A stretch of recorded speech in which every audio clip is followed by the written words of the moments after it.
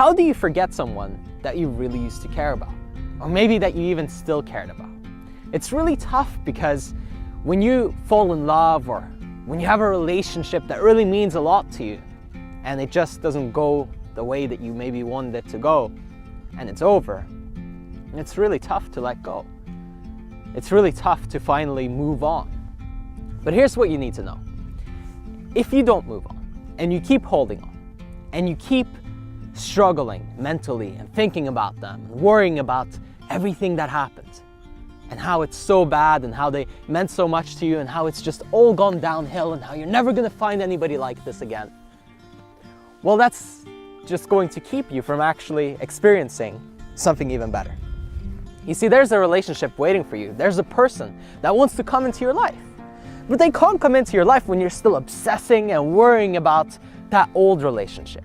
When you're always going around thinking and worrying and regretting and being depressed, it makes it really hard for someone new to experience the real you.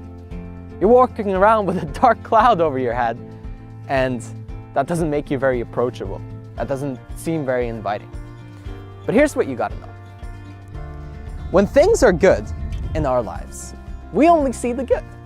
We think, if things are great now, they're always going to be great. Oh, and I remember all those other times that everything's been great for me. But when they're bad, we say, oh, you know, everything is bad.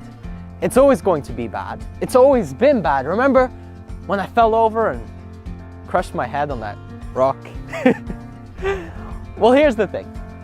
After a down, there's always an up. And after an up, there's always a down. Get used to it, accept it, love it. That's life. That's the way things are, and we'd be fools to try to fight the stream. Instead, go with it. Know that if a relationship ended, that means a new one is on its way. But the more you resist and the more you try to keep swimming up the stream, the harder it is for the stream to take you to where you need to go. It's all coming to you. But you're the one who blocks it, resists it, fights it, says, I don't want it like this, I want it like that. We have certain expectations and ideas of how our life should be, who should be and who shouldn't be in our life, who should love us and who shouldn't love us. And who are you to decide? What makes you almighty to set these expectations and say that life should be a certain way? It is what it is. And the only thing we can really do is deal with it and say, okay, well, if that's what it is, if he or she doesn't love me back, if that person doesn't want to be around me anymore, so be it. Let me love myself. That's what you gotta do. Take care of you. If you want to heal, start doing the things that really make you light up. Start doing the things that you really, really, truly enjoy. And before you know it, people will be attracted, pulled towards you. Maybe even that person that you're obsessing and thinking and worrying about and trying to forget will all of a sudden return. Unless they're passed away, of course, which makes it even harder. Because when we're mourning and we have a loss of somebody that we truly, truly cared about, that meant a lot to us, it's hard to see a bright future. It's hard to think about that things are going to get better. But that's what you need to know. Things are going to get better. Things are going to improve. But for things to improve, you have to improve. And for things to get better, you have to get better. Swim with the stream. If it's taking you down, go down. If it's taking you up, if the wind is blowing behind your back, allow that. It can be effortless. We're the ones that create suffering. Pain is temporary. Pain will go away. Pain will subside. But suffering can be forever. Mentally torturing yourself. Mentally blaming yourself for what you didn't do or what you didn't say. It's never going to help you. And it's never going to help that person that you keep thinking about. That's the biggest thing.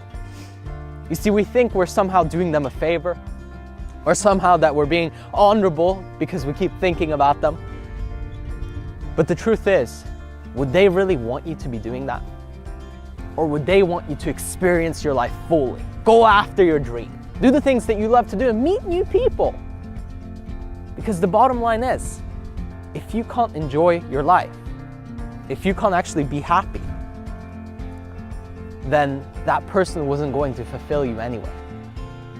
You might think that, oh, when they were in my life, everything was perfect. But the truth is, that's just your brain romanticizing, fantasizing, making up stories.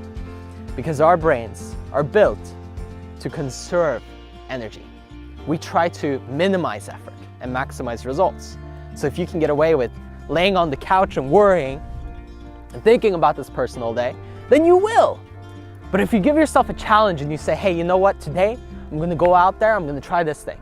Or oh, I'm gonna do this hobby that I really enjoy. I'm gonna meet some new people. Guess what? Your brain is forced into action. And you know what that will create? Opportunity upon opportunity upon opportunity.